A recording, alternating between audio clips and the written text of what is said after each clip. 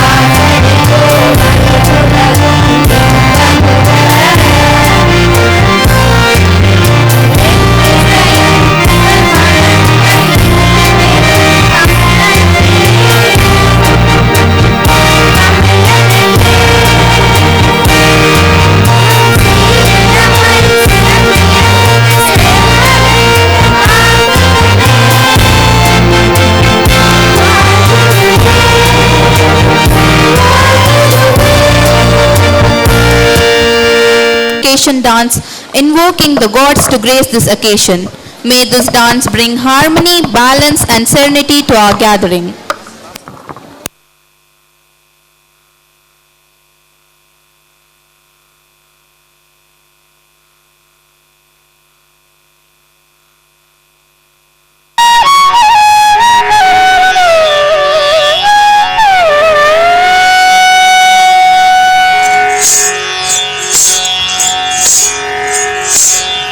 मूषिक वाहन मोदक हस्त चामर कर्ण विलंबित सूत्र वामन रूप महेश्वर पुत्र दीन विनायक पाद नमस्ते।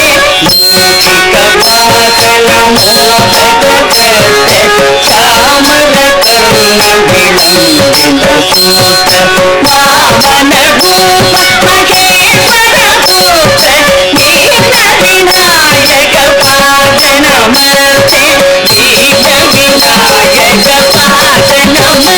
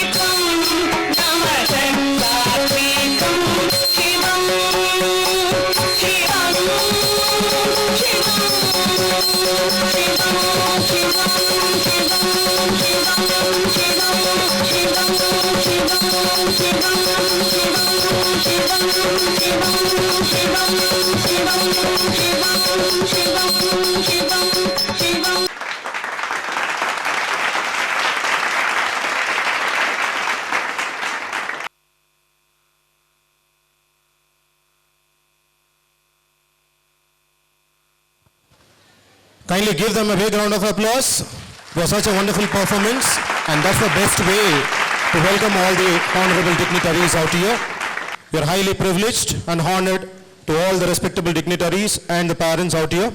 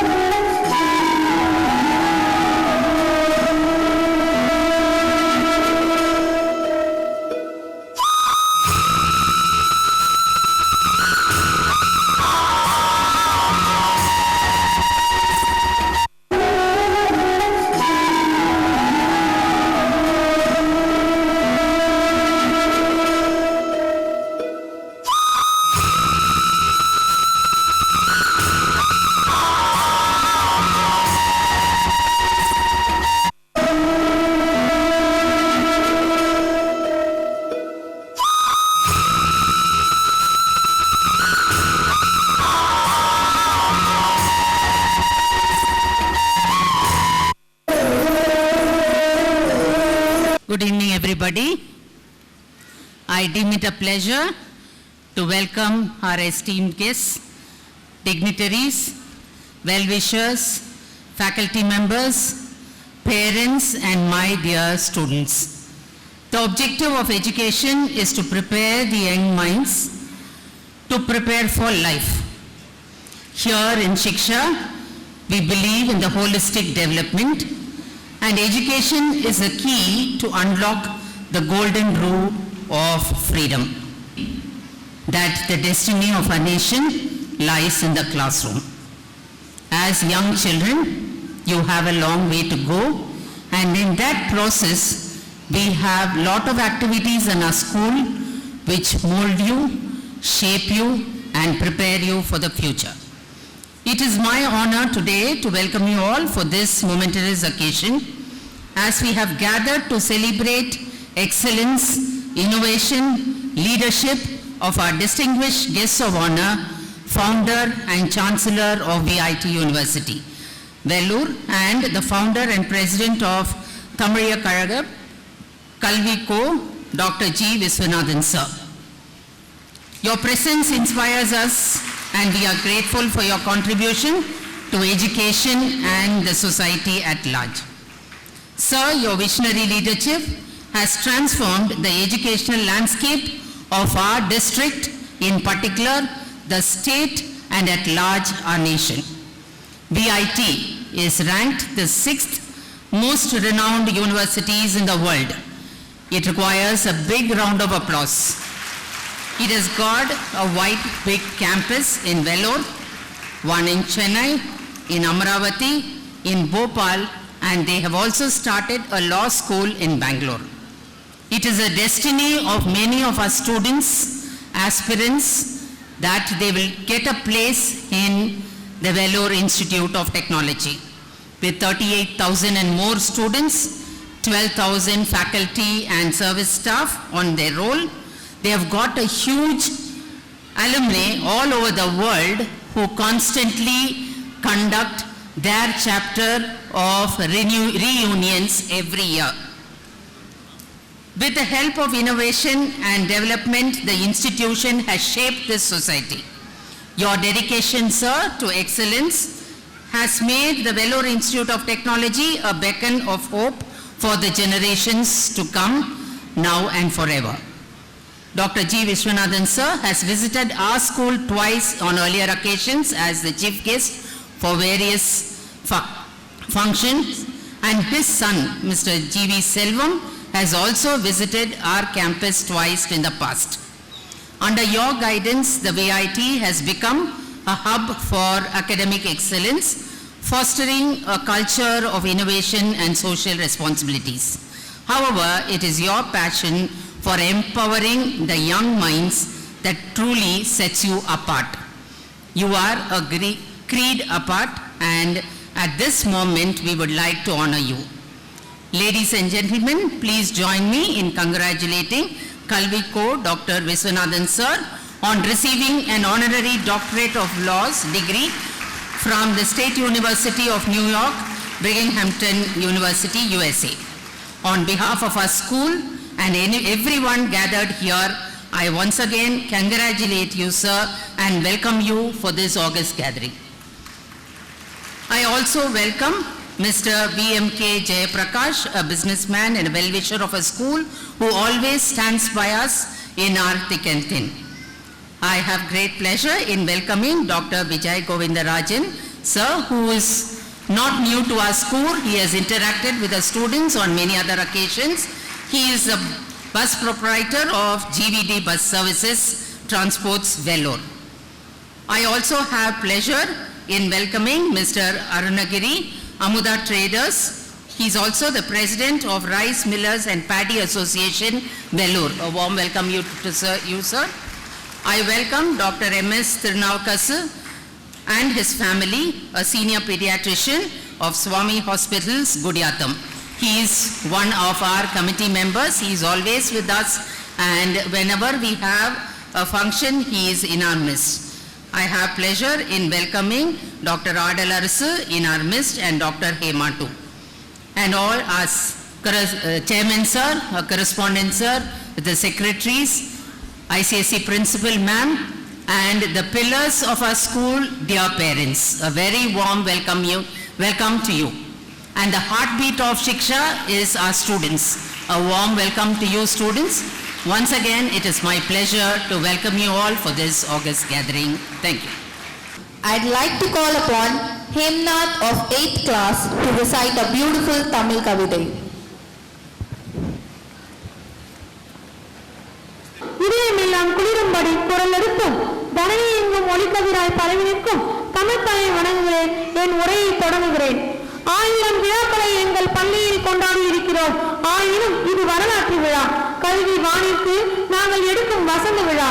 அண்டை நாட்டு மாணவர்களுக்கும் கல்வி புகட்டி அன்னை தமிழ் நாட்டின் பெருமை பரப்பி அமெரிக்கா சென்று முனைவர் பட்டம் பெற்றவராம். அணையாத அறிவுச்சுடர் ஏற்றி அருஞ்சாதனை படைத்தவராம்.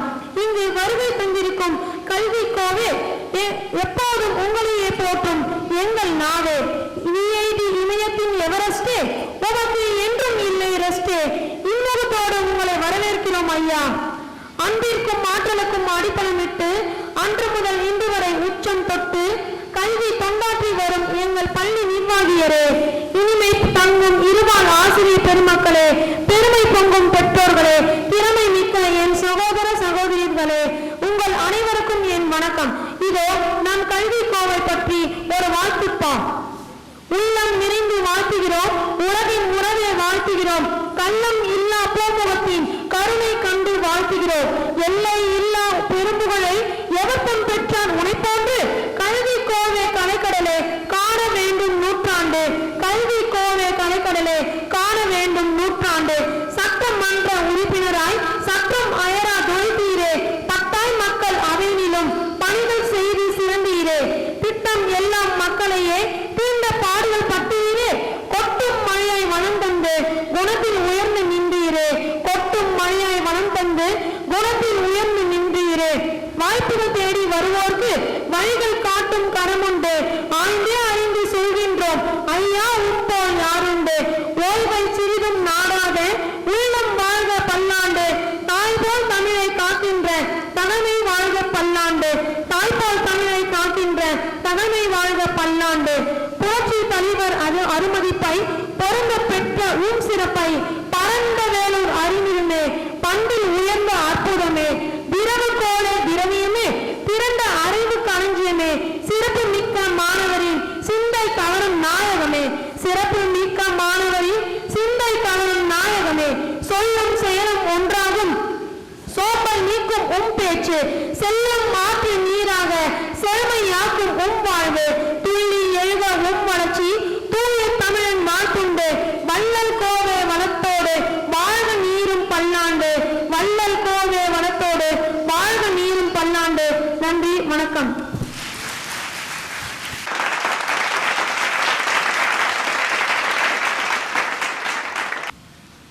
ஸ்கூலில் வந்து ஏற்கனவே நான் வந்து பார்த்து விழுந்து போயிருக்கிறேன். ரொம்ப ரொம்ப ஷாக். பசங்கள்லாம் அவங்க டிசிப்ளின் அந்த மாதிரி ரொம்ப சந்தோஷமாக இருந்தது. சார் நேற்று தான் சொன்னார், நாளைக்கு ஜிவி சாரை வந்து பாராட்டுறோம், நீங்கள் வந்து கண்டிப்பாக பேசணுன்னாரு. ஜிவி சாரை பற்றி பாராட்டுற சக்தி எனக்கு எப்படி இருக்குன்னா, நான் சின்ன வயசுலேருந்து அவர் வீடை தாண்டி தான் ஓடணும் வரணும். சனிக்கிழமை கோவிந்தா போட்டால் அவர் வீட்டுக்கிட்ட தான் போய் கோவிந்தா கோவிந்தான்னு போட்டால் அவர் வந்து அரிசி போடுவார். அப்போவே எனக்கு அறிவை ஊட்டிகிட்டு இருக்கிறாரு. எதில்? அரிசியில். ஸோ இந்த காமராஜர் அரங்கத்தில், இந்த அரங்கம் பேர் காமராஜர் அரங்கம். காமராஜருக்கு இன்னொரு பேர் என்னமா? கல்வி தந்தை. அந்த கல்வி தந்தை அரங்கத்திலேருந்து அவருக்கு ஒரு சின்ன பட்டம் சூடணும்னு நான் ஆசைப்படுற சிக்ஷா கேந்திரா ஸ்கூல்லேருந்து கல்வி சிரஞ்சீவி. கல்வி சிரஞ்சீவி. அவர் சின்ன வயசு தான், அவருக்கு இப்போ 85 வயசு தான் ஆச்சு. ரொம்ப சின்ன வயசு அவருக்கு. 85 வயசு ஆயிருக்கு. பார்த்தா எப்படி இருக்காரு பார்த்தீங்களா? எவ்வளோ வயசானவர் மாதிரி இருக்காரு பாரு. வேஷ்டி ஷர்ட் எல்லாம் போட்டுக்கின்னு சஃபாரி ட்ரெஸ் எல்லாம் போட மாட்டாரு. எப்பவுமே சிரஞ்சீவி. 4 ஸ்டேட்ல காலேஜ், 4 பசங்க, ஒன்னொன்னும் தங்கம். இவர் சேவை செய்யறாருன்னா அவங்க 4 பேர் வேற பக்கம் சேவை செய்யறாங்க. அரசியல்ல இருந்திருந்தா கூட கல்விக்கு தான் முக்கியத்துவம் கொடுத்து இன்னைக்கு ஒரு தமிழனோட போட்டோவும் ஒரு வீடியோவும் அமெரிக்கால வாஷிங்டன்ல டைம் ஸ்கொயர்ல போட்டிருக்காங்கன்னா ஒரே தமிழன் இந்தியால இல்ல, உலகத்திலேயே ஒரே தமிழனோட படம் டைம் ஸ்கொயர்ல வந்திருக்குன்னா எத்தனை பேர் பார்க்கலையோ? இப்போ யூடியூப்ல போனோடனே டைம் ஸ்கொயர் GVன்னு போட்டிங்கன்னா உங்க வீடியோ தானா வந்துடும். எல்லாருக்குமே பெருமைப்படுவீங்க. அவர் மட்டும் இல்லை. அதனால அவர்கிட்ட நாங்கள் என்ன கத்துக்கிறோம்னா, இந்த 85 வயசுல கூட இவ்வளோ ஆக்டிவா எங்க கூப்பிட்டாலும் போறாரு. 80 நாடுகளை கவர் பண்ணிட்டார். 85 நாடு கவர் பண்ணிட்டார். ஒரு வயசுக்கு மேல நாடை பார்த்துட்டார்.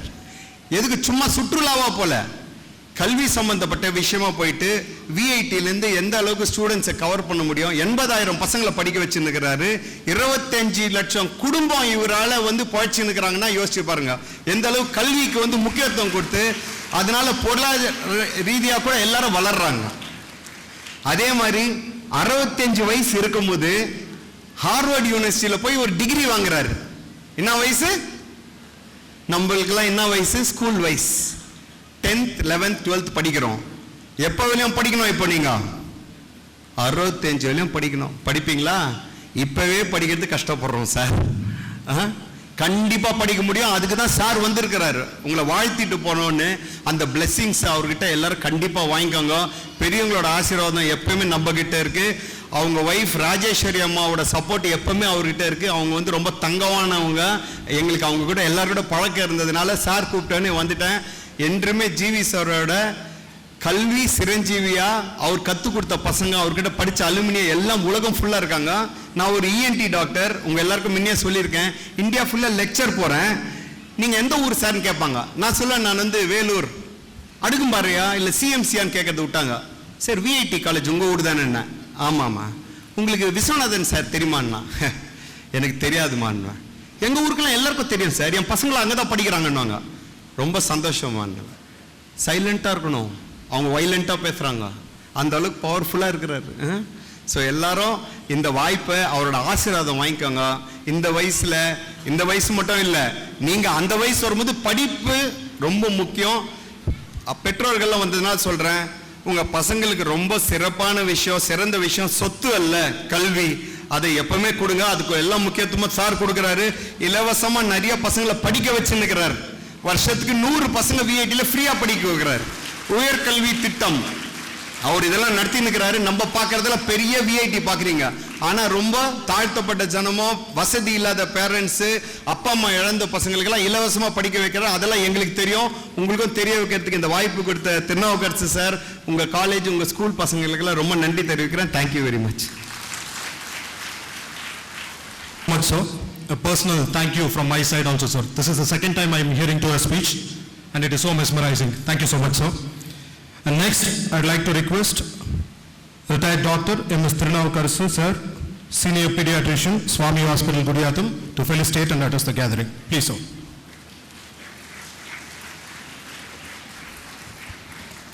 VIT வேந்தர் டாக்டர் G. விஸ்வநாதன் அவர்களே, மேடையில் அமர்ந்திருக்கும் சிறப்பு விருந்தினர்களே, கிச்சா கல்வி வளத்துடைய ஆசிரியர் பெருமக்களே, மாணவர்களே, பெற்றோர்களே, உங்கள் அனைவருக்கும் மாலை வணக்கம்.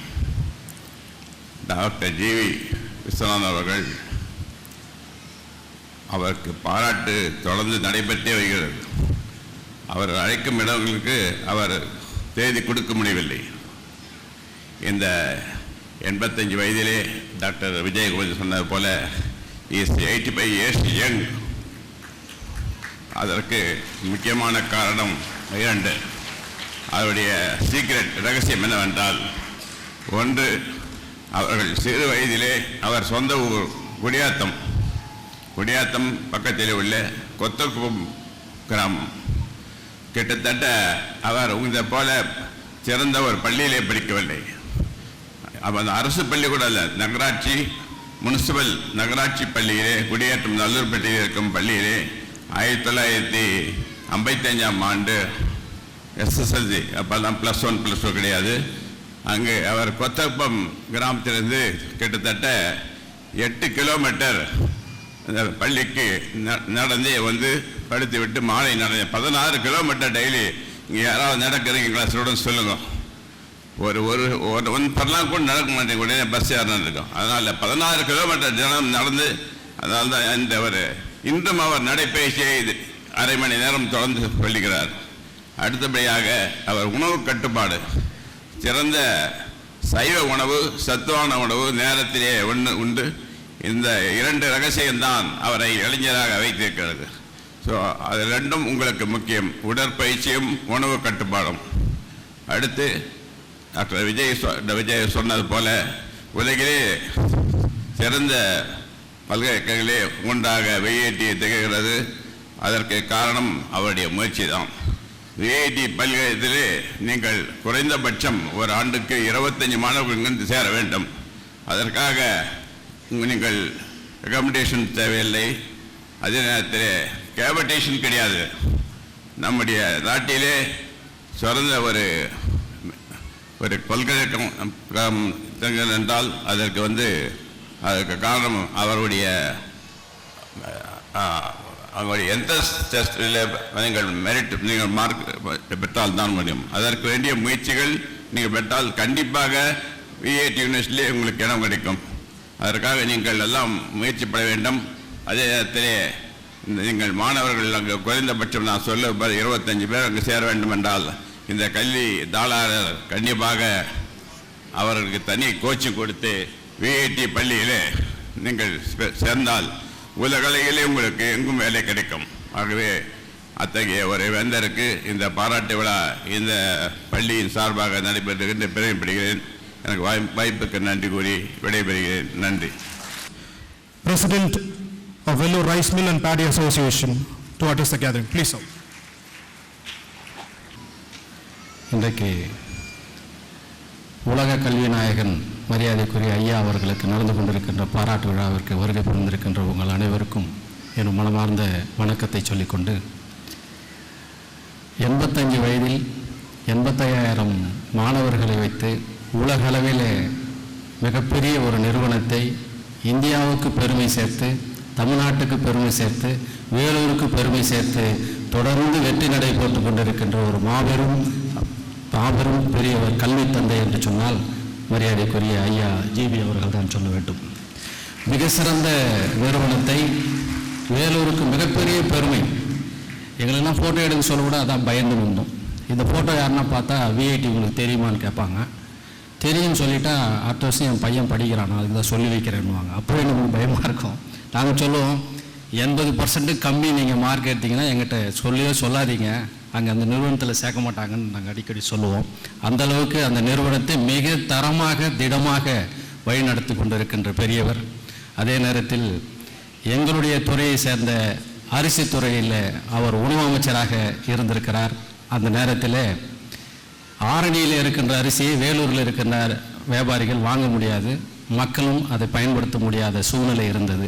லிவி என்ற ஒரு சிஸ்டம் இருந்தது. அதை அவர் உணவு அமைச்சராக இருந்தபோது தான் மிகப்பெரிய, அது ஒரு வரலாற்று சிறப்புமிக்க ஒரு விஷயம் சொல்லணும். நான் அடிக்கடி அண்ணனை பார்க்க சொல்லுவேன். நீங்கள் எங்களுக்கு சுதந்திரம் வாங்கி கொடுத்தது மகாத்மானா, அரிசிக்கு சுதந்திரம் வாங்குறது தான் அண்ணன் விஸ்வநாதன் அடிக்கடி நான் சொல்கிறது உண்டு. இன்றைக்கு இந்த அரிசி தொழில் மிகப்பெரிய வரலாற்று சிறப்பை செய்து கொண்டிருக்கிறது. மாடர்ன் டெக்னாலஜியாக போயிருக்கிறது. ஒரு மில்லும் 30 மூட்டை 40 மூட்டைக்கு மேலே தயார் பண்ண முடியாது. அந்த ரைஸ் மில்லில் இன்றைக்கி ஒரு 1000 மூட்டை தயார் பண்ணுற அளவுக்கு தன்னை வளர்த்து கொண்டார்கள் என்று சொன்னால் அந்த பெருமை பூரா அண்ணன் ஜிவி அவர்களை தான் சாரும். அதிலிருந்து கட்டுப்பாடுகள் எல்லாம் நிவர்த்தி செய்து அந்த ரேஷன் சிஸ்டத்தில் இருந்த இடர்பாடுகள் எல்லாம் சரி செய்து, கலெக்டருக்கும் அரிசி இருக்குது, தபேதாருக்கும் அரிசி இருக்குது, கலெக்டர் அந்த அரிசி வாங்குறதில்ல, ஆனால் அந்த அரிசி எங்கே போகுதுன்னு தெரியறதில்ல. அதனால் அந்த கார்டு சிஸ்டத்தையே 3ஆக மாற்றினாங்க. அந்த மிகப்பெரிய பெருமை அவருக்கு உண்டு. எந்த துறையில் போனாலும் அந்த துறையில் மிக சிறப்பாக நுணுக்கமாக அந்த துறையை வழி நடத்துறது அவருடைய சிறப்பு. அந்த விதத்தில் மிகப்பெரிய கல்வியாளராக இருந்து கொண்டிருக்கிறார். அவருக்கு உலக கல்வி நாயகன் என்று தான் சொல்ல வேண்டும். அது நம்மோடு இருப்பதிலே நமக்கெல்லாம் பெருமையாக இருக்கிறது. அவர் பல்லாண்டு வாழ வேண்டும். இறைவன் அவருக்கு இறை நம்பிக்கை இல்லை என்று சொன்னாலும் கலைவாணியினுடைய மடியில் அவர் இருக்கிறார். கண்டிப்பாக அவர் நூறு வாழ வேண்டும் என்று எல்லாம் உள்ள இறைவனை வேண்டி விடைபெறுகிறேன். நன்றி, வணக்கம். நம்முடைய சிக்ஷா பள்ளியின் சார்பாக இந்த ஒரு சிறப்பான நிகழ்விற்கு எனக்கு சற்று முன் பேசிய திரு அருணகிரி அவர் சொன்னார்கள் உலக கல்வி நாயகன் என்று. மிகவும் அற்புதமான ஒரு வார்த்தை அது. என்ன, உலக நாடுகளிலே வல்லரசு பார்த்தீங்கன்னா அமெரிக்கா, முதன்மையானது வல்லரசு அமெரிக்கா. அந்த அமெரிக்கா நாட்டின் பிங்ஹாம்டன் யூனிவர்சிட்டியினுடைய பல்கலைக்கழகத்தினுடைய டாக்டர் பட்டம் அது சாதாரணமாக யாராலையும் வாங்க முடியாது. அந்த அளவுக்கு ஒரு மிகப்பெரிய ஒரு யூனிவர்சிட்டியில் வந்து அவருக்கு டாக்டரேட்டை கொடுத்தது மிகவும் நம்ம நாடே பெருமைப்படக்கூடிய ஒரு விஷயம். கிட்டத்தட்ட 4 மாதங்களுக்கு மேலே 5 மாதமே ஆயிடுச்சு டாக்டரேட் கொடுத்து. அன்னிலிருந்து அவரை தொடர்ந்து நம்ம ஸ்கூலுக்கு வர வச்சு அவரை நம்ம ஒரு ஹானர் பண்ணணும்னு நினச்சோம். பட் தொடர்ந்து அவருக்கு பல்வேறு ஊரில் பல்வேறு அமைப்புகளில் அவருக்கு அந்த பாராட்டு விழா நடந்தது.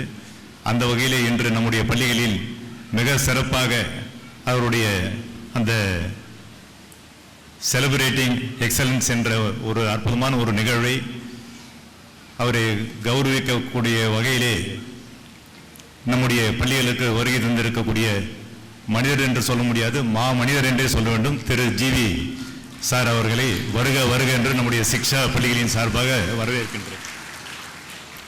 இந்த கைத்தட்டல் போதாது, ஏன்னா நான் மனிதர்னு சொன்னேன். மனிதருக்கு எப்படி கொடுக்கணும் நீங்க? இன்னும்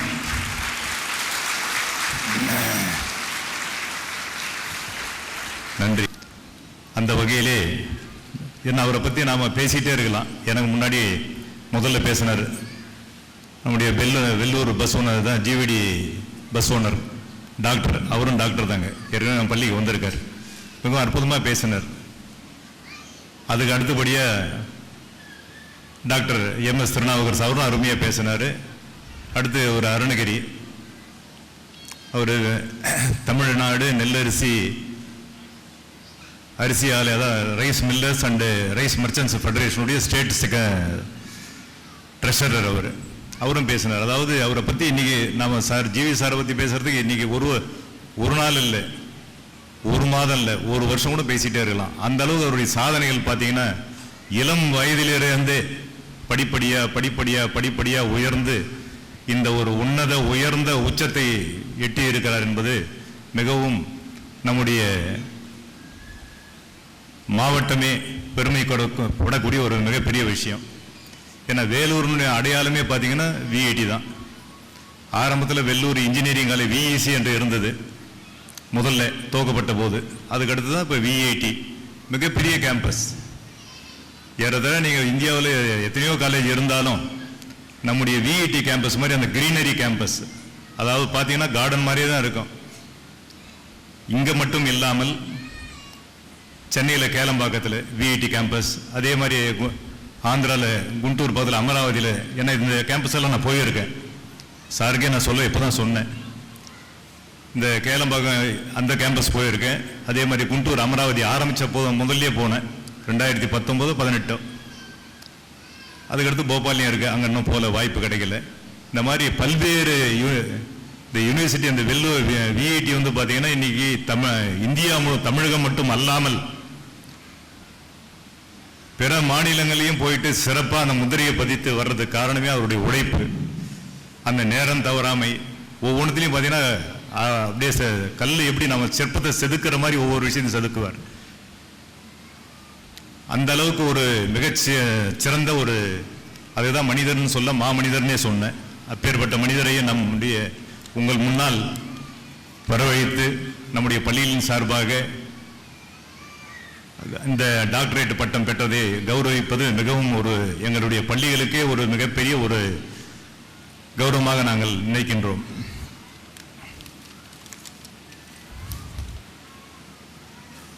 விஐடி பற்றி நம்ம நிறைய சொல்லிகிட்டே போகலாம். அந்த அளவுக்கு அதாவது மிகப்பெரிய ஒரு யூனிவர்சிட்டி. அங்கே போய் பாருங்க, அந்த ஏரியாவை பார்த்தீங்கன்னா அந்த விஐடி சுற்றி பார்த்தீங்கன்னா அது நம்ம தமிழ்நாடு மாதிரியே தெரியாது. கிட்டத்தட்ட பார்த்தீங்கன்னா ஃபாரின் மாதிரி தான் இருக்கும். வெளிநாட்டில் எந்த அளவுக்கு உலக தரத்தோடு அமைக்கப்பட்ட ஒரு பல்கலைக்கழகம் எது என்ன சொல்லணும்னா பார்த்தீங்கன்னா விஐடியை சொல்லிடலாம். அந்த அளவுக்கு மிக சிறப்பான வசதிகள் கொண்டது, அடிப்படை கட்டமைப்போடு மிகவும் அற்புதமாக. ஏன்னா எந்த நேரமும் பார்த்தீங்கன்னா ஏதாவது ஒரு ஃபங்க்ஷன் நடந்துக்கிட்டே இருக்கும். அந்த அளவுக்கு அவர் அனைவரையும் அரவணைத்து செல்லக்கூடிய ஒரு மாபெரும் மனிதர். அவர் முதல்ல சட்டமன்ற உறுப்பினரும் இருந்தார். சட்டமன்ற உறுப்பினர் இருக்கும்போது தான் இந்த உணவு அமைச்சராக இருக்கும் பொழுது நாங்கள் சார்ந்த அரிசி தொழிலுக்கு அப்போ இந்த லிவி கட்டுப்பாடு அதிகம். ஒரு தாலுக்கா விட்டு தாலுக்கா வரக்கூடாது, மாவட்டம் விட்டு மாவட்டம்லாம் அரிசி கொண்டு வரக்கூடாது. ஆனால் தட்டுப்பாடு நிறைய வந்தது. அப்போது எம்ஜிஆர் முதலமைச்சராக இருந்தார், மறைந்த தமிழக முதல்வர். அப்போ அவர் உணவு அமைச்சராக இருக்கும்போது நம்முடைய ஜிவி சார் தான் இதை பற்றி எல்லாம் எடுத்து சொல்லும் பொழுது ஆரணி மில்கார்லாம் சொன்னாங்க இதனால் வந்து அரிசி தட்டுப்பாடு வருது. அப்போ அந்த லெவி எடுத்தார். ஆனால் அந்த லெவி எடுத்தது வந்து பார்த்தீங்கன்னா முழுக்க முழுக்க முழுக்க அந்த பெருமை வந்து நம்முடைய ஜிவி சாரையே சேரும். ஏன்னா இதை வந்து இந்த நெல்லரிசி வியாபாரிகள் பண்ணுற தமிழ்நாட்டில் இருக்கிற அத்தனை பேர் அதனால தான் தட்டுப்பாடே நீங்கினது. ஏன்னா அரிசியால் தான் 1967 ஆட்சியே போச்சு. அரிசி தான் அரசியலையே மாற்றக்கூடிய ஒரு பவர்ஃபுல் ஒரு ஆயுதம்.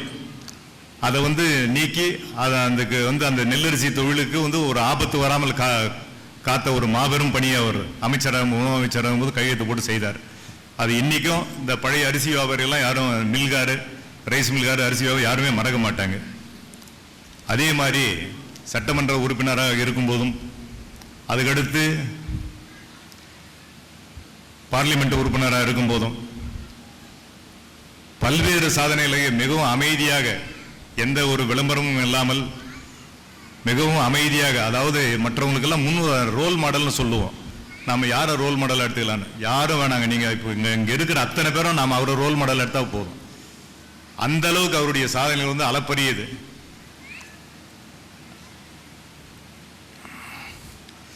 நம்முடைய இந்த அரங்கத்திற்கு பெயர் வந்து பார்த்தீங்கன்னா காமராஜர் அரங்கம். இது வந்து கிட்டத்தட்ட 10 மாதங்கள் முன்னாடி திறந்தோம். திறக்கும் பொழுது அவர் கையால் தான் நாம் இதை திறந்து வைக்கணும்னு நாம் சொல்லிட்டு ரொம்ப தூரம் முயற்சி எடுத்து போய் கேட்டோம். சார் வந்து 2 வாரம் ஆள் இல்லைங்க, அவுட் ஆஃப் ஸ்டேஷன் வெளியே போயிருக்காரு, வெளிநாடு போயிருக்காருன்னு. அது எங்களுக்கு தேதியை குறித்து கொடுத்துட்டாங்க, அன்றைக்கி தான் திறக்கணும்னு. அதனால் அன்றைக்கி திறந்துட்டோம். காமராஜர் அரங்கம் கல்வி கண் திறந்து வைத்தவர்னு நம்ம அவரை சொல்கிறதே வந்து கர்ம வீரர் காமராஜர் கல்வி கண் திறந்து வைத்தவர். எப்போ 60 வருஷத்துக்கு முன்னாடி 1960-70 வருஷத்துக்கு முன்னாடி 1954 58 வரைக்கும் குடியாத்தம் சட்டமன்ற உறுப்பினராக இருந்தவர். 70 வருடங்களுக்கு முன்னால் இருந்த நம்முடைய மறைந்த முன்னாள் முதல்வர் காமராஜர் அவர்கள் கல்வி கண் திறந்தவர் என்று நாம் எல்லோரும் சொல்லுவோம். ஆனால் நம்முடைய விஐடி வேந்தர் திரு ஜி விஸ்வநாதன் டாக்டர் அவர்களை நவீன காமராஜர் என்றே சொல்ல வேண்டும். அவர் அன்றைய காலகட்டத்திலே 70 வருடத்துக்கு முன்னால் காமராஜர் கல்வி கண் திறந்தவர். ஆனால் இன்று பல லட்சம் பேருக்கு உயர்கல்வியை பள்ளி படிப்பு ஓரளவு முடிச்சுட்டு வந்துடுறாங்க. அந்த உயர்கல்வியை கொடுக்குறது தான் மிகப்பெரிய. ஏன்னா உயர்கல்வியில் தான் உயர முடியும். ஒரு குடும்பம் உயரணும்னா அதுக்கு உயர்கல்வி இருந்தால் தான், படிச்சிருந்தா தான் அவங்க உயர முடியும். அந்த ஒரு உயர்வான சாதனையை உலக அளவிலே பெருமை சேர்க்கக்கூடிய நம்முடைய விஐடி வேந்தர் அவர்களை பாராட்டுவதில் மீண்டும் ஒரு பெருமகிழ்ச்சியோடு நம்முடைய சிக்ஷா பள்ளிகள் அதிலே பங்கேற்கிறது. அனைவரும் உங்களுடைய கைத்தட்டலோடு.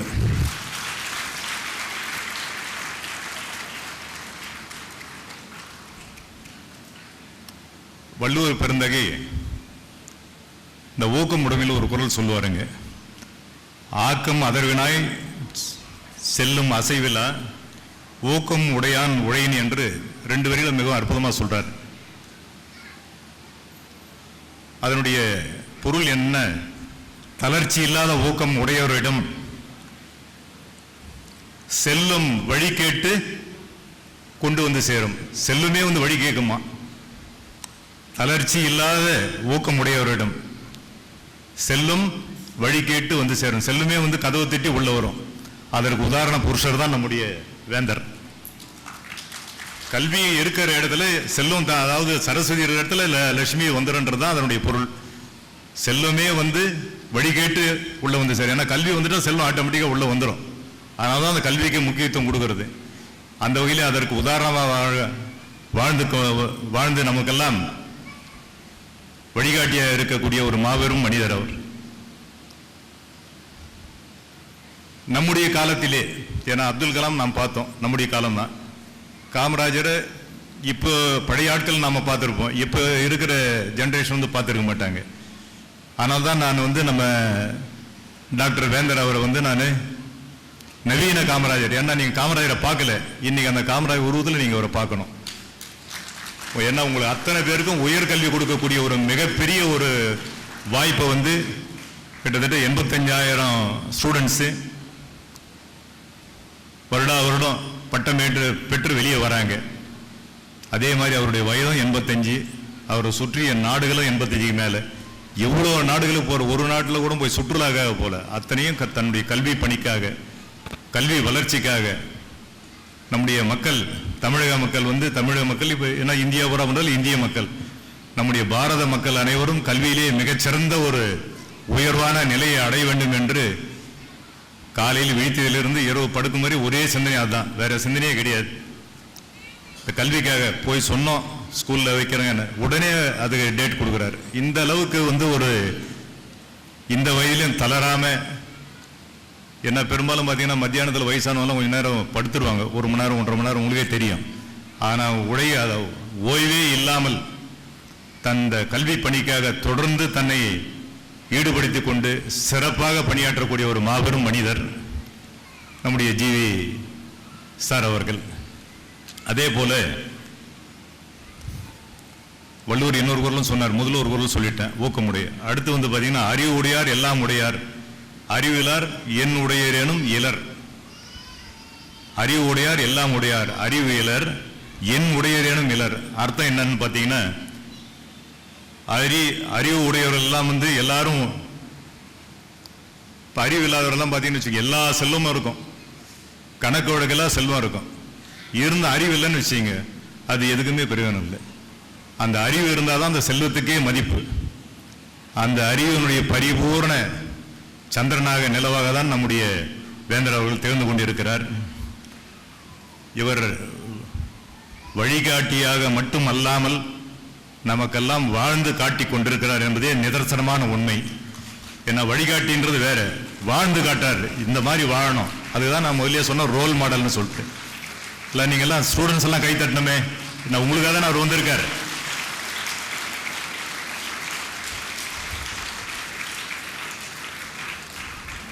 டாக்டர் அப்துல் கலாம் கூட, நம்முடைய மறைந்த முன்னாள் குடியரசுத் தலைவர் கூட, ஏபிஜே அப்துல் கலாம் நம்முடைய தமிழ்நாட்டில் பிறந்தவர், தமிழகத்துக்கே பெருமை சேர்த்த ஒரு மனிதர், நம்முடைய வேந்தர் மாதிரி.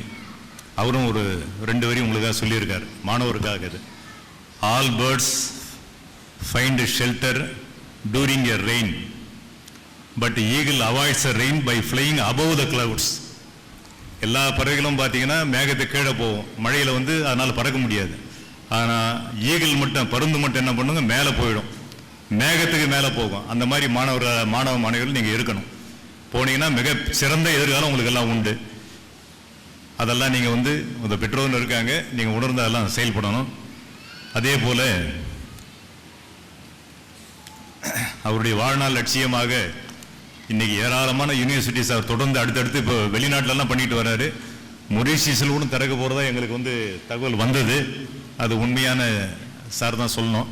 அது மாதிரி வெளிநாடுகள் எல்லாம் போயிட்டு பண்ணும்பொழுது இதன் நம்முடைய பெருமை வந்து பார்த்தீங்கன்னா நம்முடைய தமிழ்நாட்டின் பெருமை, நம்முடைய வேலூர் மாவட்டத்தின் பெருமை, எல்லாத்திற்கு மேலே நம்முடைய எங்களுடைய என்ன எங்கள் பகுதியை நான் குடியாத்தம், எங்கள் பகுதியை சார்ந்த ஒரு கொத்தகுப்பம்.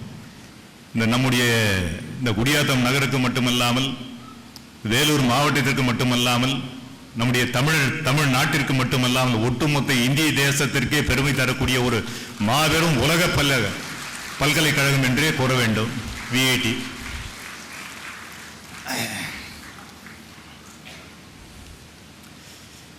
அடுத்து வேந்தர் பேசணும், அதனால நிறைய டைம் எடுத்துக்க விரும்பல.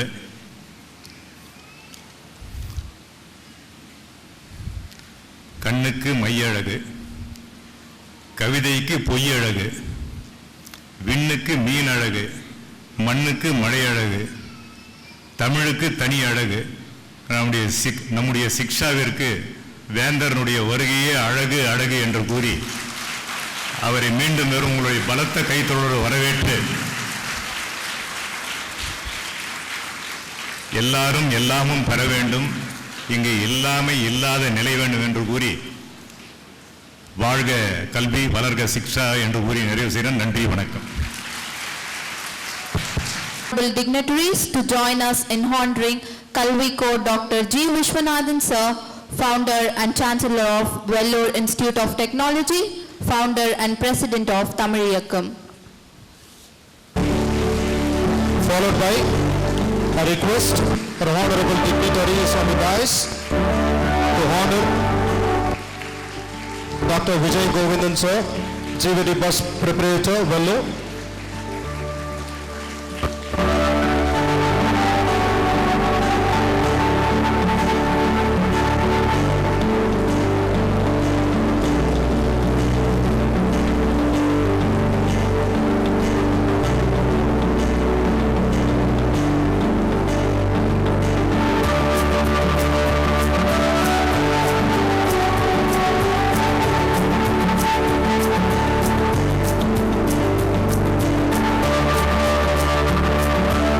Request for honorable dignitaries, Vellore Rice Mill and Paddy Association, followed by a request for honorable dignitaries to honor Rotarian Dr. M.S. Tirunavakarasa Sir.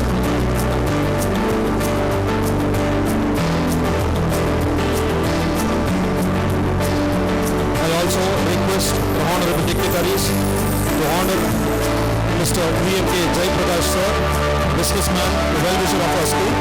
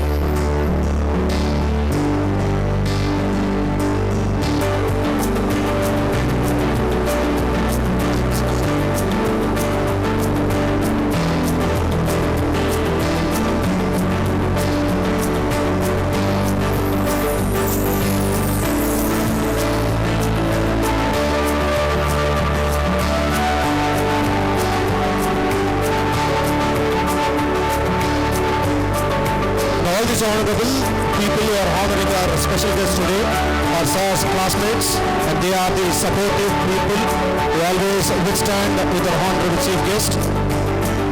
We are happy and glad in having all the loving people of our chief guest on the stage. Shiksha Schools holds a pride in having such an auspicious moment.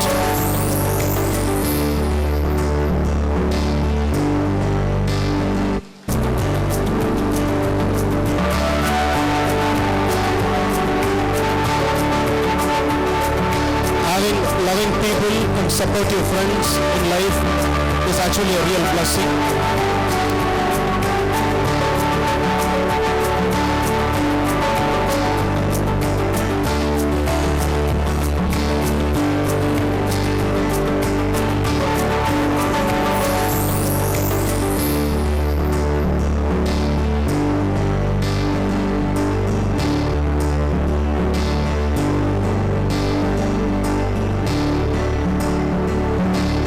His commitment to excellence has transformed VIT into a world-class institution.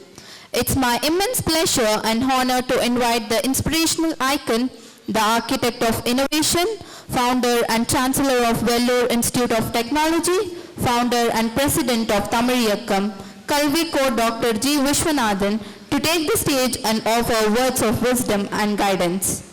Please, sir. அனைவருக்கும் வணக்கம். இந்த பாராட்டு விழாவினை செய்திருக்கின்ற தலைவர், பள்ளியின் தலைவர் திரு PNS Thirunavukkarasu அவர்களே, பள்ளியின் கரஸ்பாண்டன்ட் திரு குகன் அவர்களே, சீனியர் பிரின்சிபல் திருமதி சுஹாசினி அவர்களே, பிரின்சிபல் திருமதி அலங்காரம் அவர்களே, பள்ளியின் செயலாளர் திருமதி சரண்யா அவர்களே, டாக்டர் திருநாவுக்கரசு அவர்களே, டாக்டர் விஜய் கோவிந்தராஜன் அவர்களே, திரு அருணகிரி அவர்களே, நிறைய ஊருக்கு நான் போனாலும் உலகெங்கும் எனக்கு எப்பொழுதுமே தலைநகரம் பள்ளிகொண்டாதான்.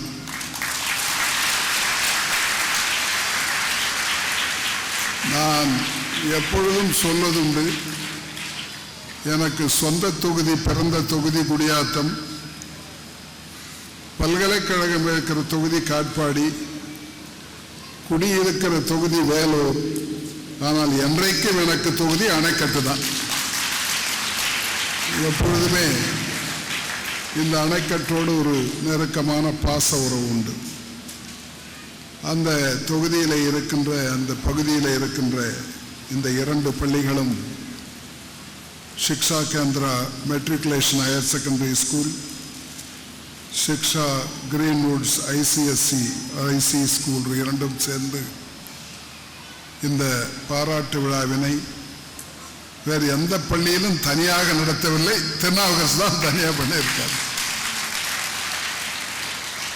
இந்த ஆண்டு மே மாதம் 10ஆம் தேதி அமெரிக்காவினுடைய நியூயார்க் மாநிலத்தின் பல்கலைக்கழகமான பிங்காம்டன் பல்கலைக்கழகத்தில் எனக்கு கௌரவ டாக்டர் விருந்தினர் பட்டம் கொடுத்ததற்காக பாராட்டு விழாவினை ஏற்பாடு செய்திருக்கிறார்.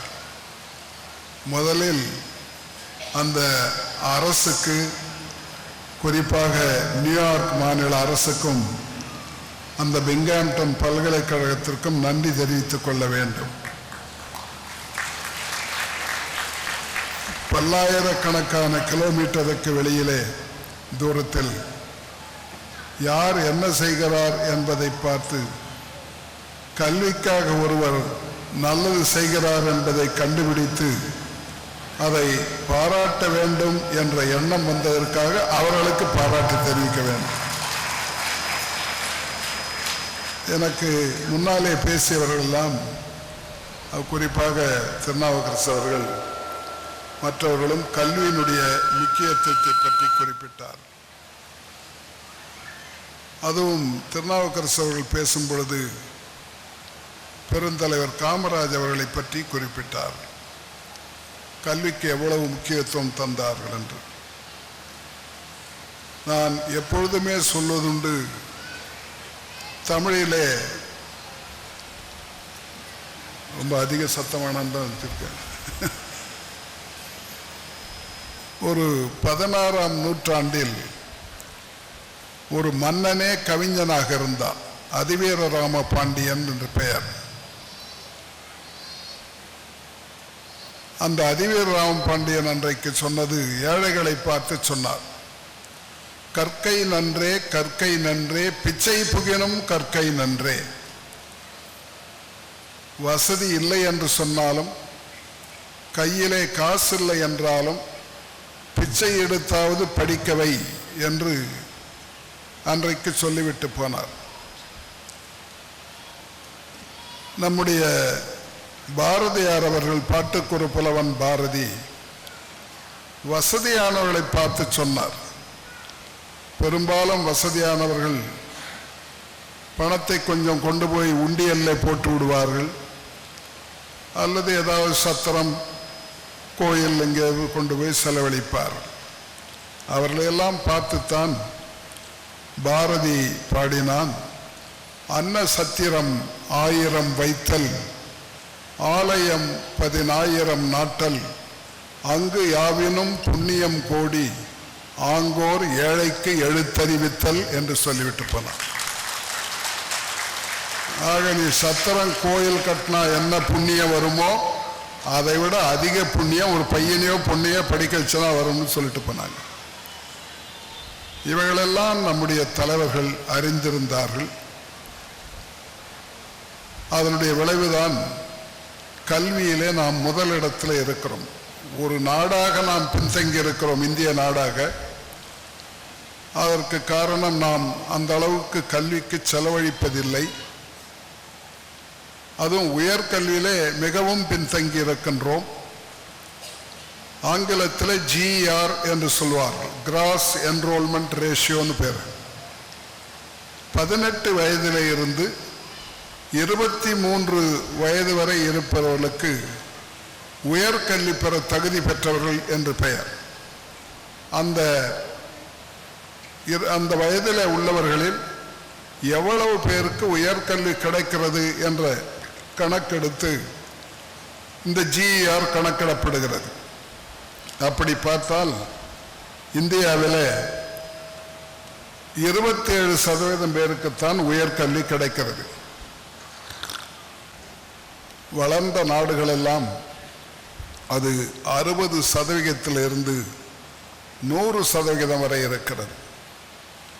ஜெர்மனியில் 75%, அமெரிக்காவில் 88%, கொரியா, ஆஸ்திரேலியா போன்ற நாடுகளில் 100% உயர்கல்வி கிடைக்கிறது. அங்கெல்லாம் கல்விக்கு முக்கியத்துவம் கொடுத்து அதற்காக பணத்தை அரசாங்கம் செலவழிக்கிறது. தனியாரும் செலவழிக்கிறார்கள், பெற்றோரும் செலவழிக்கிறார்கள், அரசாங்கம் அதிகமாக செலவழிக்கிறது. அதனுடைய விளைவு அவர்கள் கல்வியிலே முன்னேறி பொருளாதாரத்தில் மேலே போய்விட்டார். நாம் கல்வியிலே முன்னேறாததற்கு ஒரு முக்கிய காரணம் நம் உயர்கல்வி பெற்றோர்களை மட்டுமே பொறுத்திருக்கிறது. பெற்றோர்கள் தான் அந்த கடமையை செய்கிறார்கள். தங்களுடைய குழந்தைகளை படிக்க வைப்பதற்கு அரசாங்க உதவி கிடைப்பதில்லை, ஏதோ கொஞ்சம் பேர் கிடைக்கிறது. அவ்வளவு பேரும் பெற்றோருடைய பணத்தை நம்பித்தான் உயர்கல்வி பெற முடிகிறது. அதனுடைய விளைவு பல பேராலே அனுப்ப முடியவில்லை. அவர்களால் முடியாத காரணத்தினால 10ஆம் வகுப்போடு 12ஆம் வகுப்போடு நிறுத்தி விடுகிறார்கள். அதனால உயர்கல்விக்கு, கல்லூரிக்கோ பல்கலைக்கழகத்துக்கோ அவர்களால் போக முடிவதில்லை. இது மாற்ற வேண்டுமானால் அரசாங்கம் கல்விக்கு செலவழிக்க வேண்டும். பண்டித நேரு காலத்தில் ஒரு கமிஷன் அமைக்கப்பட்டது, கல்விக்கான ஒரு கமிஷன், கோத்தாரி கமிஷன் என்று பெயர். அன்றைக்கே அவர்கள் சொன்னது, இந்தியாவினுடைய மொத்த வருமானத்தில் 6% கல்விக்கு செலவிட வேண்டும் என்று சிபாரிசு செய்தார், பரிந்துரை செய்தார். 6% of the GDP should be spent on education. நாம் இப்பொழுது அவர்கள் சொல்லி 60 ஆண்டுகள் ஆகிவிட்டன.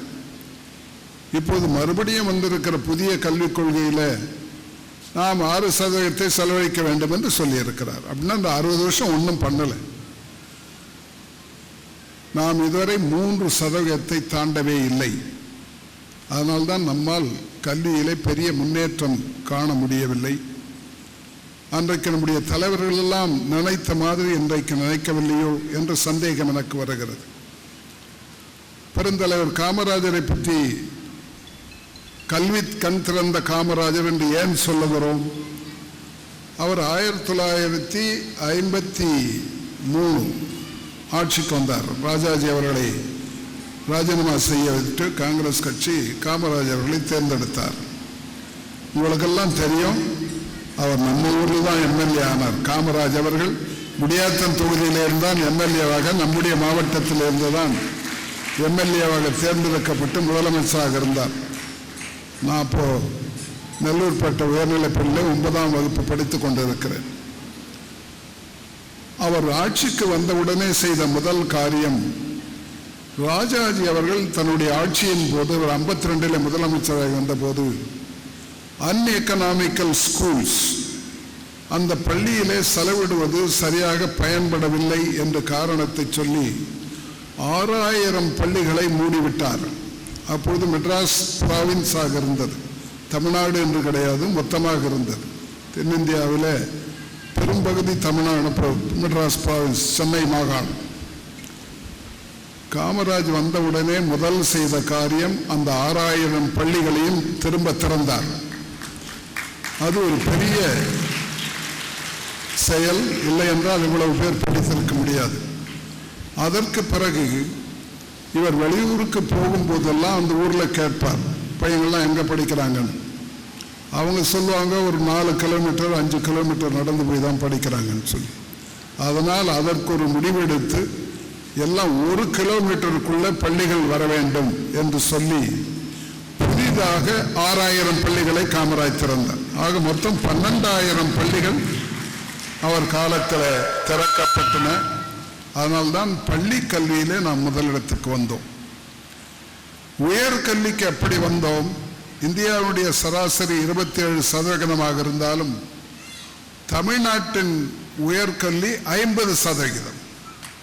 அதற்கு முக்கிய காரணம் புரட்சித் தலைவர் எம்ஜிஆர் தான்.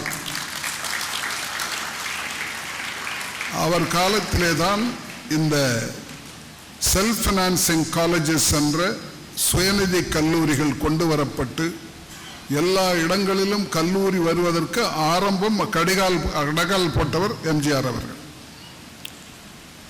எனக்கு அரிய வாய்ப்பு. நான் வழக்கறிஞராக தான் வேலூருக்கு வந்து சேர்ந்தேன் 1963. 62 நான் ஐபிஎஸ் பாஸ் பண்ணேன். எனக்கு இங்கே போர்டில் திரிபுரா மணிப்பூரில் கொண்டு போய் எனக்கு வேலை கொடுத்தார். நான் போய் எங்கள் அப்பாவை கேட்டேன், போகிறதா வேணாமான்னு எனக்கு சந்தேகம். எங்கள் அப்பா அந்த திரிபுரா எங்கள் அப்பா இருக்குன்னு சொன்னார். நான் இந்தியாவுடைய அந்த கடைசியில் இருக்குன்னு, அதெல்லாம் வேணாம், நீ சட்டம் படித்து வேலூருக்கே வைக்கலாம் வந்துட்டார். நான் வேலூருக்கு வந்து சேர்ந்து ப்ராக்டிஸ் ஆரம்பித்து 1965 நான் வழக்கறிஞராக இருந்தபோது குடியேற்றம் லக்ஷ்மி டாக்கீஸ் உங்களுக்கெல்லாம் தெரியும், பழைய சினிமா தியேட்டர். அங்கே தான் ஒரு பொதுக்கூட்டம் நடந்தது. சிறப்பு கூட்டம் பேர். டிக்கெட் வாங்கி தான் உள்ளே போகணும். ஆண்களாக இருந்தால் 1 ரூபாய், பெண்களாக இருந்தால் ₹1/2 டிக்கெட்டு. அந்த சிறப்பு கூட்டத்தில் அண்ணா வந்து பேசினார். என்னுடைய சொந்த ஊர் என்ற காரணத்தால் எனக்கும் பேச வாய்ப்பளிக்கப்பட்டது. ஒரு 10 நிமிஷம் கொடுத்தாங்க. அதான் முதலாக அண்ணாவுக்கு முன்னாலே பேசுகின்ற வாய்ப்பு எனக்கு. நான் 10 நிமிஷத்தை பேசிட்டேன். அதுக்கு பிறகு மற்ற தலைவர்கள்லாம் பேசினாங்க. அண்ணாவும் பேசிட்டு போயிட்டார். ஒரு மாதம் கழித்து அண்ணா மதுரைக்கு போனார். ஒரு பொதுக்கூட்டத்தில் பேசிவிட்டு, எப்போ பொதுக்கூட்டம் முடிஞ்சு சாப்பிட்டுட்டு வெத்தலைப்பாக்கு போட்டு ஊர் கதையெல்லாம் பேசுவார். அப்படி பேசும்பொழுது என்னுடைய கல்லூரி தோழர் மைனர் மோசஸ்ன்னு பேர், அவர் மதுரைக்காரர், சென்னையில் வந்து குடியேறி மேயராக கூட மாறிட்டார். மேயராக கூட தேர்ந்தெடுக்கப்பட்டவர் 60களில் 64 65 மேயர் இருந்தார். அவர் அந்த சுற்றி உட்கார்ந்தவங்கள அவரை இருந்திருக்கார். இப்போ அண்ணா அந்த கூட்டத்தை பற்றி சொல்லியிருக்கார்.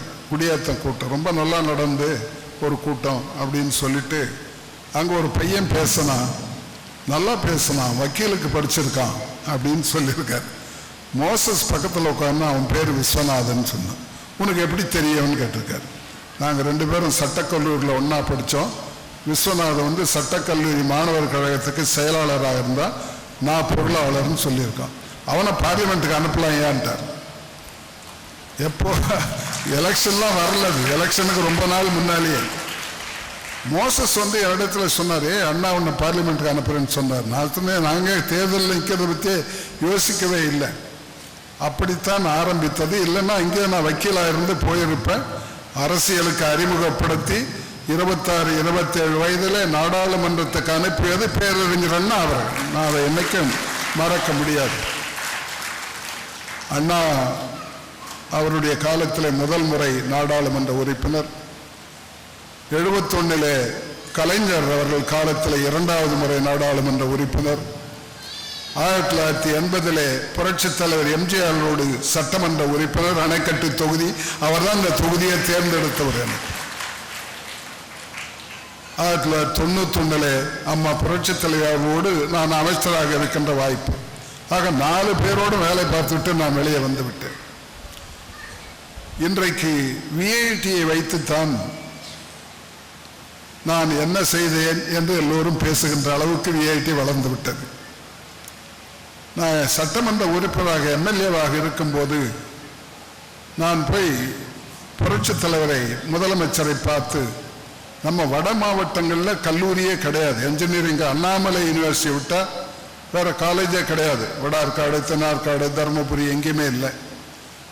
நான் போய் ஒரு கல்லூரி ஆரம்பிக்க வேண்டும் அரசாங்கம் வேலூரில், அப்போ வடார்காடு மாவட்டமாக இருந்தது என்று கேட்டேன். அவர் சொன்னார், அரசாங்கத்திலாம் பணம் கிடையாது, உங்களுக்கு வேலூர் காலேஜ் வேணும்னா நீங்கள் போய் ஆரம்பிங்க, அப்ளிகேஷன் போடுங்க, நான் அனுமதி கொடுக்குறேன்னு சொல்லி அப்படி ஆரம்பித்தது தான் வேலூர் பொறியியல் கல்லூரி. இன்றைக்கு விஐடி பல்கலைக்கழகம் மாறி இருக்கிறது. அது 1984 40வது ஆண்டு இப்போது கொண்டாடி இருக்கிறோம். அந்த விஇசி வெள்ளூர் என்ஜினியரிங் காலேஜாக ஆரம்பிக்கும் போது மொத்த மாணவர்கள் எண்ணிக்கை 180, 3 செக்ஷன், சிவில், மெக்கானிக்கல், எலக்ட்ரானிக்ஸ்.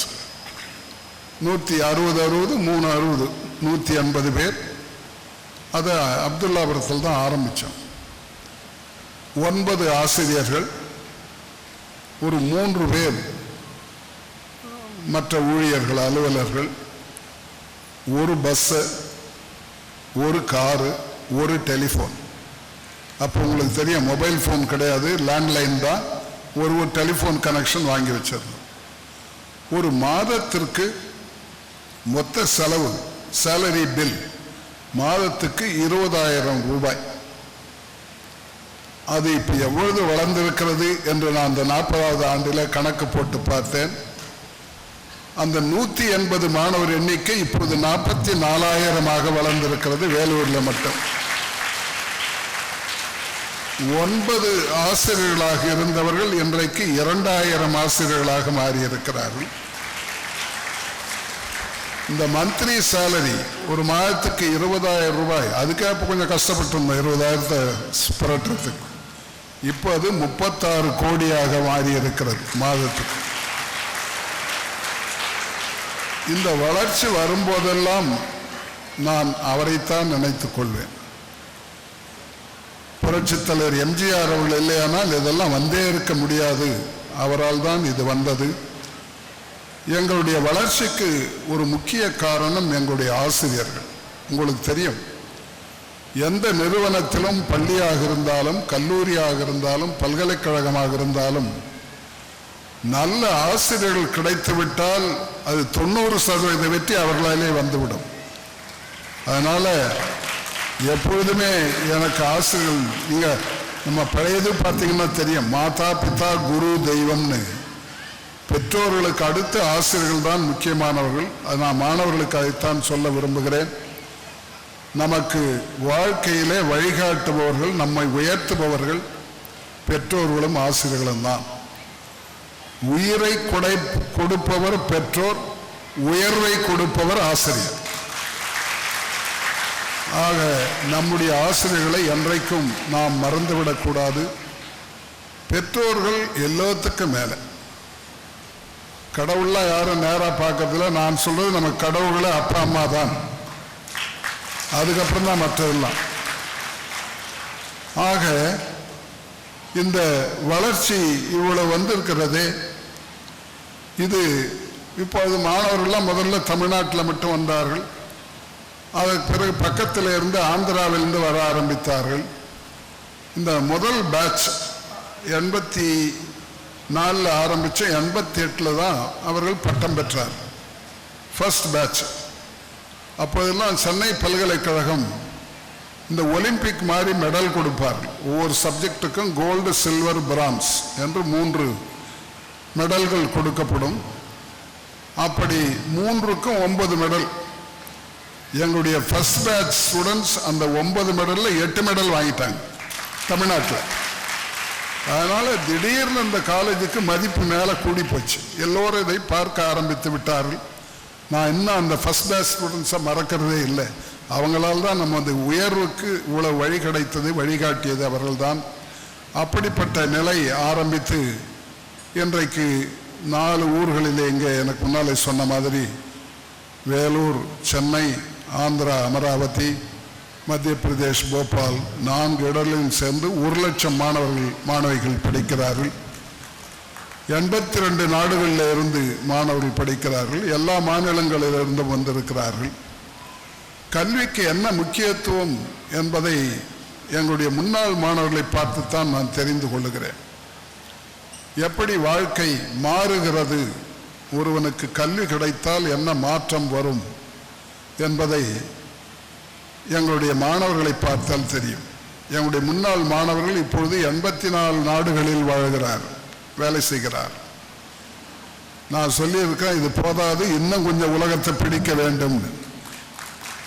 அமெரிக்காவில் 10,000 பேர் இருக்கிறார். இப்போ எங்கள் சாப்டரை 24 சாப்டர் ஆரம்பிச்சிருக்கோம். முன்னாள் மாணவர் சங்கம் 24 மாநிலங்களில் துவக்கி விட்டோம். நான் சொன்ன அமெரிக்காவில் 50 மாநிலம் இருக்கு. நாம் 24ஓடு நிற்கக்கூடாது, இன்னும் கொஞ்சம் மாநிலத்திலாம் பிடிக்க வேண்டும். வெள்ளைக்காரனுக்கு எப்படி நம்ம பிடிச்சோம்? நீங்கள் வெள்ளைக்காரர்கள் இந்தியாவுக்கு வரும்போது அவர்களுடைய மக்கள் தொகை 20 லட்சம். இங்கிலாந்தினுடைய மக்கள் தொகை 20 லட்சம். 20 கோடி இருக்கிற இந்தியாவை அவன் பிடித்து விட்டான். அதற்கு முக்கிய காரணம் கல்வியும் பலமும். நான் சொல்றது ஆங்கிலத்தின் பலம் ஆங்கில மொழியால் அல்ல, ஆங்கிலேயனின் பலம்தான்.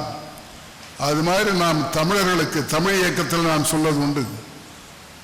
தமிழர்கள் பலமாக இருந்தால் தமிழும் வளர ஆரம்பித்தவுடன் உலக மொழியாக மாறிவிடும் என்று சொல்வதுண்டு. அப்படி அவர்களுக்கு இருந்த பலத்தை பயன்படுத்தினார்கள். நம்மால் இது இன்றைக்கு வாய்ப்பு இருக்கிறது. உலகம் முழுவதும் நான் மாணவர்களுக்கு அதைத்தான் சொல்ல விரும்புகிறேன். இப்போதான் பிரின்சிபல் சொன்னார், வருஷத்துக்கு 20-25 பேர் விஐடிக்கு வந்துடுறாங்க. சிக்ஷா ஸ்கூல்ஸ் வந்து ரொம்ப வரவேற்புக்குரியது, மகிழ்ச்சியாக இருக்கிறது. இன்னும் நிறைய பேர் வருவதற்கு வாய்ப்பு இருக்கிறது. நீ விஐடிக்குள்ள வந்து சேர்ந்துட்டா அதுக்கப்புறம் உங்க வாழ்க்கையே செட்டில் ஆயிடும். ஒன்றும் கவலையே பட வேண்டாம். பெற்றோர்களுக்கு நான் தான் சொல்ல விரும்புகிறேன். அவர்களை 4 ஆண்டுகள் படிக்க வைத்து வேலை வாங்கி கொடுக்கிற பொறுப்பை நாங்கள் ஏற்றுக்கொள்ளுகிறோம். சென்ற ஆண்டு 947 கம்பெனிகள், இந்திய கம்பெனிகளும் அந்நிய கம்பெனிகளும் சேர்ந்து வந்து எங்களுடைய மாணவர்களில் 90% பேருக்கு அவர்கள் பட்டப்படிப்பு முடிப்பதற்கு நிறைய வேலை வாங்கி கொடுத்து விட்டோம். இன்னும் அந்த 10% உயர்த்த வேண்டும் என்று நடவடிக்கை எடுத்துக் கொண்டிருக்கோம். மற்றவர்களுக்கு கொஞ்சம் காலதாமதமாகிறது.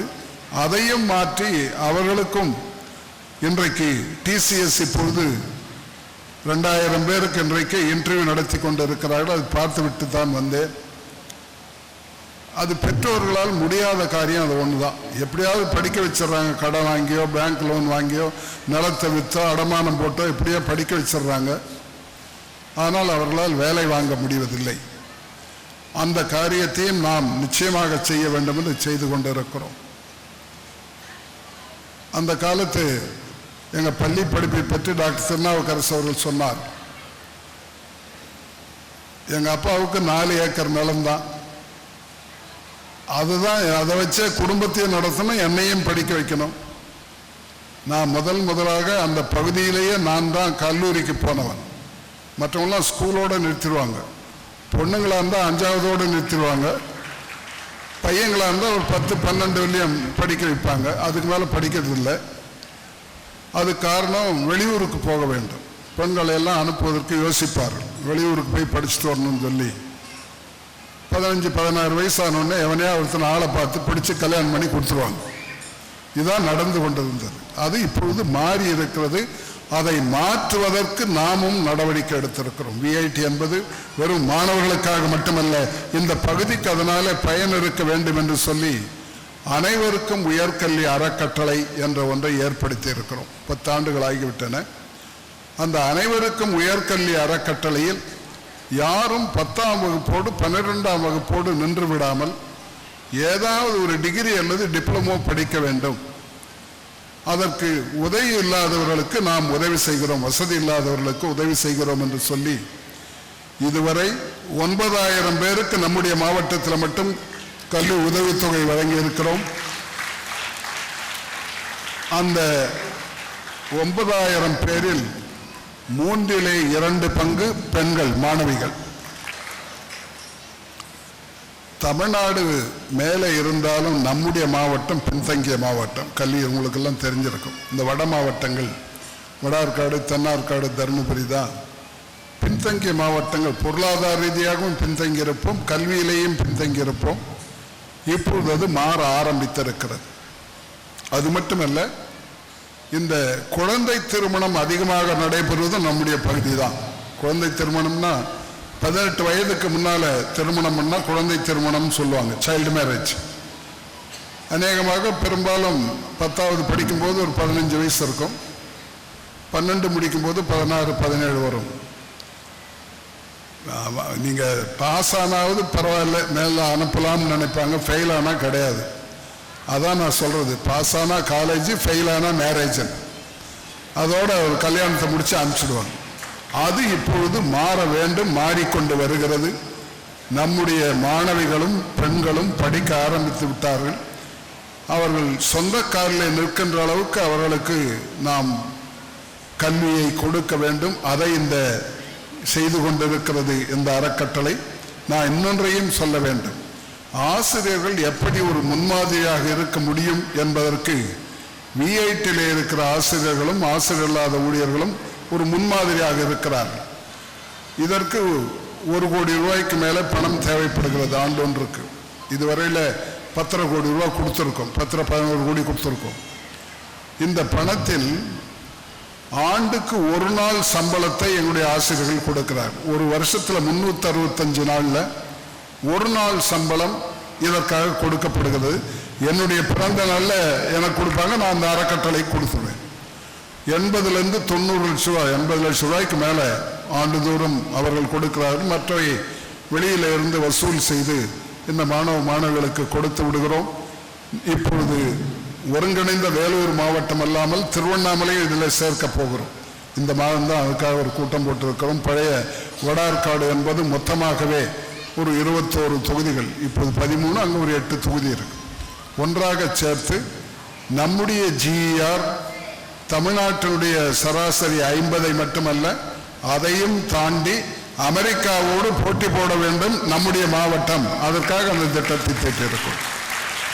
சரி, கல்வி இருந்தால் போதுமா, மேலே வந்துடுவோம்னா முடியும். அதற்கு உதாரணம் சைனா தான். சீனா நாமும் அவர்களும் தான் மக்கள் தொகையில ஒப்பிடக்கூடியவர்கள். 2 ஆண்டு வரை அவர்கள் முதலிடத்தில் இருந்தார்கள், நாம் 2வது இடத்துல இருந்தோம். நமக்கு ஒரு கோடி 2 கோடி அவங்க கூட இருப்பாங்க. இப்ப 2 ஆண்டு காலமாக நாம் சீனாவை தோற்கடித்து விட்டோம். நாம் முதலிடத்துக்கு போயாச்சு. இதுக்கு எந்த அரசாங்க உதவியும் தேவையில்லை. குழந்தை பெற்று அவர்களை தோற்கடித்து விட்டோம். முதல் இடத்துல இப்போது இந்தியா, 2வது இடத்துல சீனா போய்விட்டது. மற்ற நாடுகள்லாம் அதுக்கு பின்னாலே இருக்கின்றன. ஆனாலும் பொருளாதார ரீதியாக இந்த 30-40 ஆண்டு காலத்தில் அவர்கள் நம்மை விட மிகுந்த மேலே போய்விட்டார். அதற்கு என்ன காரணம் என்று சொன்னால் கல்வியை அவர்கள் கொடுக்க ஆரம்பித்து விட்டார். 1990 நாம் சீனாவை விட மேலே இருந்தோம். உங்களுக்கு தெரியும், ஒரு நாட்டினுடைய வருமானத்தை கணக்கிட்டால் ஜிடிபி என்று சொல்லுகிறோம், கிராஸ் டொமஸ்டிக் ப்ராடக்ட். மாணவர்கள்லாம் கொஞ்சம் தெரிந்து கொள்ள வேண்டும். ஒரு நாடு எவ்வளவு வலுவாக இருக்கிறது, வளமாக இருக்கிறது சொன்னால் அவருடைய ஜிடிபியை வைத்து கணக்கு போடுவோம். அப்படி பார்த்திருந்தால் உலகத்தில் நாம் 5வது இடத்துல இருக்கிறோம். முதல் இடத்துல அமெரிக்கா இருக்கிறது, 2வது இடத்துல சீனா இருக்கிறது, 3வது இடத்துல ஜெர்மனி இருக்கிறது, 4வது இடத்துல ஜப்பான் இருக்கிறது, நாம் 5வது இடத்துல இருக்கிறோம். நம்முடைய மொத்த ஜிடிபி $4 trillion. நீங்களெல்லாம் என்ன பில்லியன் ட்ரில்லியனை பற்றி படிச்சிங்களான்னு தெரியாது. 10 லட்சத்துக்கு 1 மில்லியன் சொல்கிறோம். அதை போல 1000 மடங்கு சேர்ந்தால் 1 பில்லியன். 1 பில்லியனை போல 1000 மடங்கு 3 சைபர் போட்டிங்கன்னா ட்ரில்லியன். இப்பொழுது நம்முடைய மொத்த வருமானம் $4 trillion டாலர்ல. China 18 trillion, America 28 trillion. அதை பார்க்கும்போது நமக்கு மகிழ்ச்சியா இருக்கு. பரவாயில்ல, உலக நாடுகளில் நாம் 5வது இடத்துல இருக்கோம். ஆனா அது மகிழ்ச்சியாக இருந்தாலும் தனிநபர் வருமானத்தையும் பார்க்க வேண்டும். பெர் கேபிட்டா இன்கம், அதனுடைய வளர்ச்சி யாருக்கு போய் சேருகிறது என்பது தனிநபர் வருமானத்தை கணக்கு போட்டு பார்த்தால் தான் தெரியும். அப்படி போட்டு பார்த்தால் நம்முடைய தனிநபர் வருமானம் $2700. ஆண்டொன்றுக்கு $2700 தான் இந்தியாவினுடைய சராசரி தனிநபர் வருமானம்.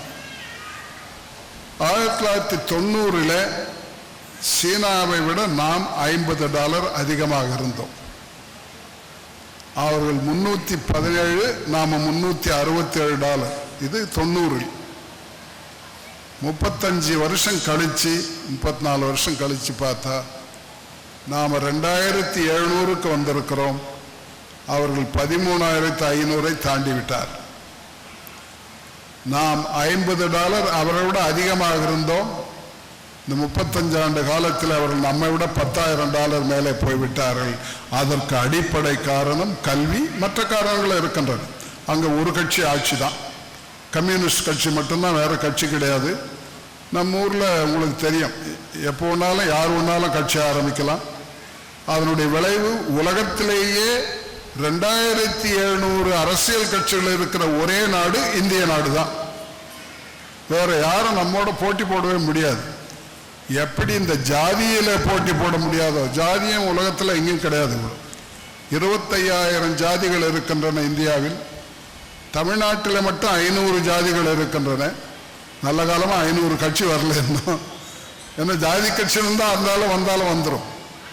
அது மாதிரி நம்முடைய முறை, மக்களாட்சி முறை நம்முடைய வளர்ச்சிக்கே தடையாக இருக்கிறதோ என்று நினைக்கின்ற அளவுக்கு நாம் அரசியல் போய்கொண்டிருக்கிறது. நீங்க தினம் செய்தித்தாளை படிச்சீங்கன்னா பொருளாதார வளர்ச்சியை பற்றிய செய்தி ஒரு 10% கூட இருக்காது, சதவீதம் கூட இருக்காது. எல்லாமே அரசியல் சம்பந்தப்பட்டது, குற்றம் சம்பந்தப்பட்டதாக இருக்கும். எல்லாம் கிரைமை பற்றி இருக்கும், அல்லது அரசியல் ஒருவரோடு தாக்கி பேசிக்கொள்வது. இதுதான் இன்றைக்கு நடந்து கொண்டு இருக்கிறது. நான் ஒரு 30 வருஷம் ஆக்டிவ் பாலிடிக்ஸில் இருந்தேன். 10 வருஷம் எம்பியாக இருந்தேன், எம்எல்ஏவாக இருந்தேன், மினிஸ்டராக இருந்தேன், எல்லாம் இருந்தேன். ஆனால் இன்றைக்கு ஒரு பல்கலைக்கழகத்தின் மூலமாக என்னால் மக்களுக்கு செய்ய முடிந்ததை அமைச்சராக, எம்எல்ஏவாக, எம்பியாக செய்ய முடியாது. ஆண்டொன்றுக்கு ஒரு 8,000-9,000 பேருக்கு என்னால் வேலை வாங்கி கொடுக்க முடிகிறது. இதை எந்த அமைச்சராலும் எந்த எம்எல்ஏ எம்பியாலும் பண்ண முடியாது. அதற்கு காரணம் கல்வியும் நல்ல மாணவிகளும் நல்ல ஆசிரியர்களும். உலகம் முழுவதும் நமக்கு வாய்ப்பு இருக்கிறது. நமக்கு ஒரு பெரிய அட்வான்டேஜ் என்று சொல்வது இளைஞர்கள் நிறைந்த நாடாக நாம் இருக்கின்றோம். நம்முடைய சராசரி வயது இந்தியாவில் 29 தான். இது மற்ற நாடுகள்லாம் 39, 40, 50 ஆகிவிட்டன. பல நாடுகளில் இளைஞர்களின் எண்ணிக்கை குறைந்து முதியவர்களின் எண்ணிக்கை அதிகமாகிவிட்டது. ஜப்பான், ஜெர்மனி போன்ற நாடுகள். ஆக அவர்களுக்கெல்லாம் கவலை, யார் சம்பாதித்து இவர்களுக்கு பணம் கொடுப்பார்கள்? அரசாங்கம் கொடுக்க வேண்டியிருக்கிறது. நமக்கு அந்த நிலை இப்பொழுது இல்லை. ஆனால் ஆங்கிலத்தில் டெமோகிராபிக் டிவிடெண்ட் என்று அதை குறிப்பிடுகின்றோம். இளைஞர்கள் நிறைந்த நாடு. ஆக இவர்களுக்கு நல்ல கல்வியை கொடுத்து வேலை வாய்ப்பையும் கொடுத்து விட்டோமானால் மிகப்பெரிய நாடாக நம்மால் வளர்ந்து விட முடியும். சமுதாயம் வளரும். ஒன்றே ஒன்று, அரசுகள் அதற்கு ஏற்றாற்போல் கொள்கையை வகுக்க வேண்டும். அது மட்டுமல்ல, இந்த உற்பத்தி பெருக இது மக்கள் அனைவருக்கும் போய் சேர வேண்டுமே தவிர ஒரு சில பேருக்கு போய்விடக்கூடாது.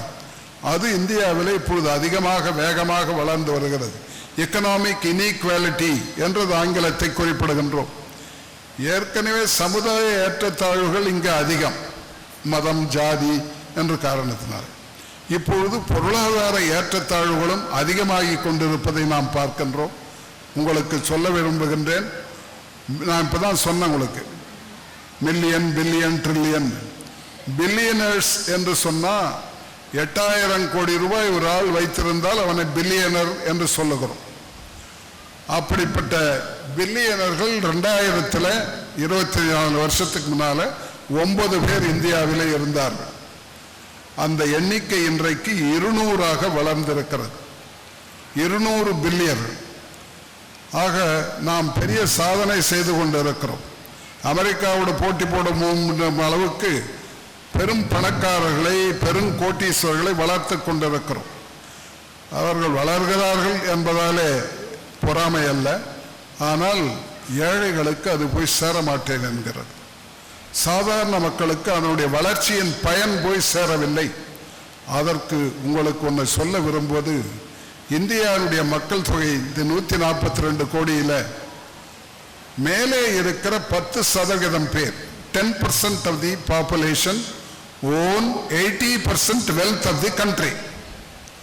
இந்த நாட்டுடைய மொத்த சொத்தில் 80% மேலே இருக்கிற 10% பேர் வைத்துக் கொண்டிருக்கிறார்.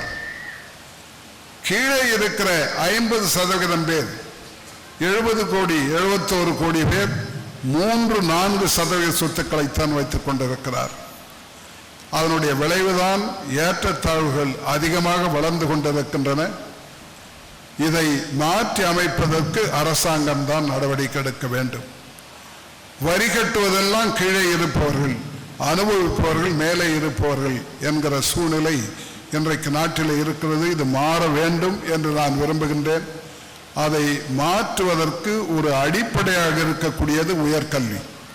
அந்த உயர்கல்வி எல்லோருக்கும் கிடைத்தால் ஏற்றத்தாழ்வை குறைக்க முடியும். அதனால் தான் நான் அரசுகளை வேண்டி கேட்டுக்கொள்வது, எல்லா மாணவர்களுக்கும், குறிப்பாக ஏழை மாணவர்களுக்கும் நடுத்தர மாணவர்களுக்கும் கல்வியை அளிப்பதற்கு மத்திய அரசும் மாநில அரசுகளும் நடவடிக்கை எடுக்க வேண்டும்.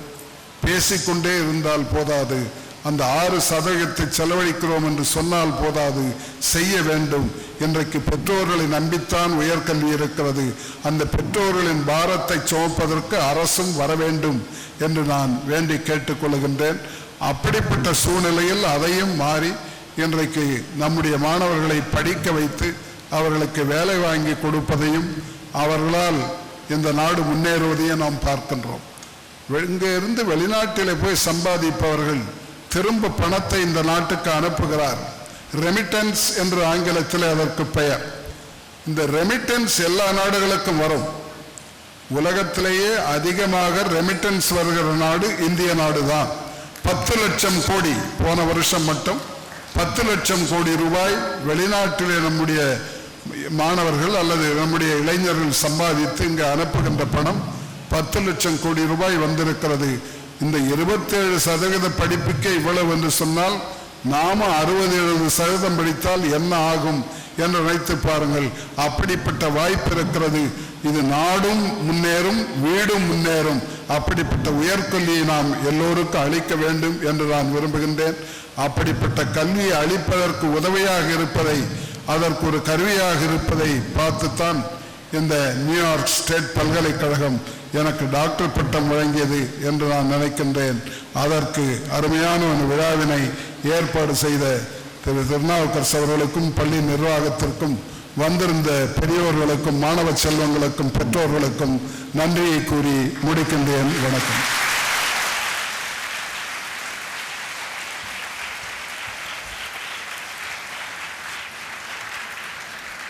அஞ்சாமை, ஈகை, அறிவூக்கம் இந்நான்கும் எஞ்சாமை வேந்தற்கு இயல்பு.